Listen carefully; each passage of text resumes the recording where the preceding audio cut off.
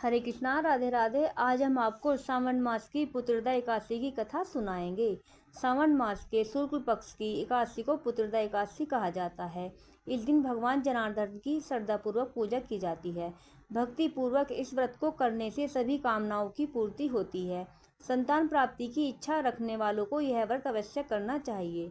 कामदा एकादशी की कथा समाप्त होते ही धर्मराज युधिष्ठिर ने सावन के शुक्ल पक्ष के एकादशी के बारे में वही प्रश्न किए।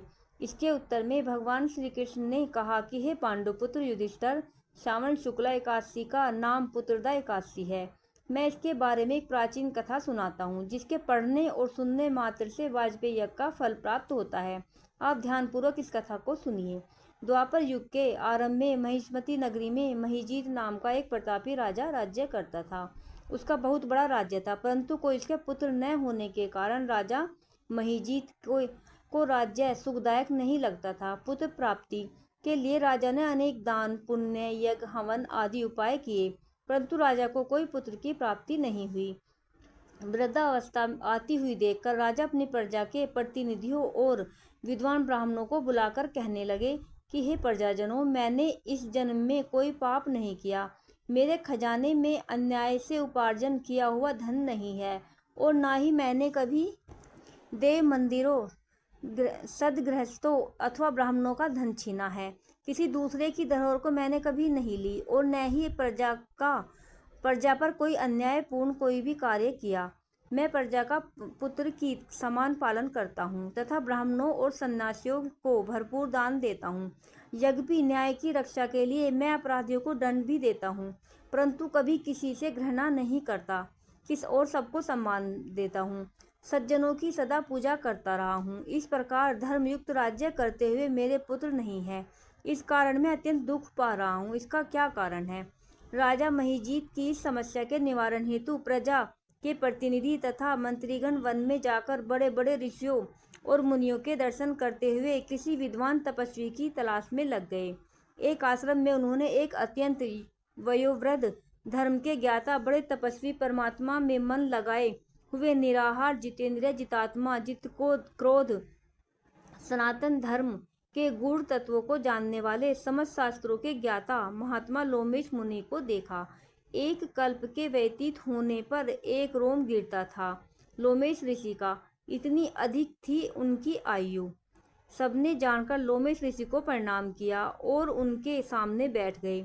उन्हें देखकर ऋषि ने पूछा कि आप लोग किस कारण से आए हैं? आप मुझे अपनी समस्या बताइए।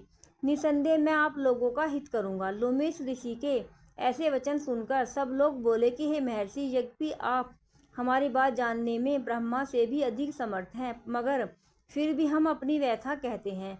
महिष्मतीपुरी का धर्मात्मा राजा महिजीत प्रजा का पुत्र के समान पालन करता है, परंतु फिर भी पुत्रहीन है। हम लोग उसकी प्रजा हैं। अपने राजा के दुख से हम भी दुखी हैं। हमको पूर्ण विश्वास है कि आपके दर्शन से हमारा यह संकट अवश्य दूर हो जाएगा, क्योंकि महान पुरुषों के दर्शन मात्र से अनेक कष्ट दूर हो जाते हैं। आप कृपा करके राजा के पुत्र होने का उपाय बताइए। यह वार्ता सुनकर ऋषि लोमेश ने थोड़ी देर के लिए अपने नेत्र बंद किए और राजा के पिछले जन्म का वृतांत ज्ञात कर लिया। लोमेश ऋषि ने स्नेहसिक्त वाणी में कहा कि हे महानुभावों, आपका राजा पूर्व जन्म में एक निर्धन वैश्य था। निर्धन होने के कारण इसने अनेक बुरे कर्म किए। वह एक गांव में दूसरे गांव में व्यापार करने के लिए जाया करता था। एक समय जेठ मास के शुक्ल पक्ष की द्वादशी के दिन मध्याह्न काल के समय, जबकि वह 2 दिन का भूखा प्यासा था, एक जलाशय पर जल पीने लगा। उस स्थान पर एक तत्काल ब्याही गौ जल पी रही थी। राजा ने उस प्यासी गौ को जल पीने से हटा दिया और स्वयं जल पीने लगा। इसी पाप के कारण राजा को निपुत्री होने का दुख सहना पड़ा है।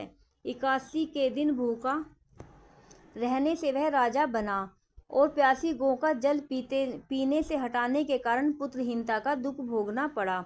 सब लोगों ने कहा कि हे मुनिश्रेष्ठ, राजा के इस पाप का निवारण कोई उपाय तो होगा, अतः राजा का यह पाप नष्ट हो। आप ऐसा कोई उपाय बताने की कृपा करें।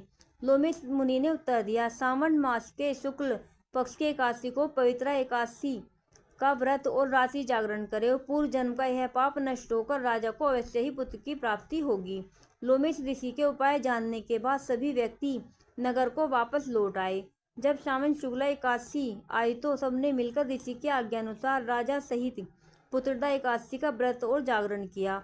इसके पश्चात द्वादशी के दिन उसके पुण्य का फल राजा को दिया गया। उस पुण्य के प्रभाव से रानी ने गर्भ धारण किया और प्रसव काल समाप्त होते ही उसके एक बड़ा तेजस्वी पुत्र उत्पन्न हुआ। अंत में भगवान कृष्ण ने कहा कि हे राजन, इस सावन शुक्ला एकादशी का नाम पुत्रदा एकादशी है, अतः संतान के सुख की इच्छा रखने वाले इस व्रत को अवश्य करें। इसके महात्म्य को सुनने से मनुष्य के सब पापों से मुक्त हो जाता है और इस लोक में संतान सुख भोग कर परलोक में स्वर्ग को प्राप्त होता है। राधे राधे। बोलो एकादशी मैया की जय।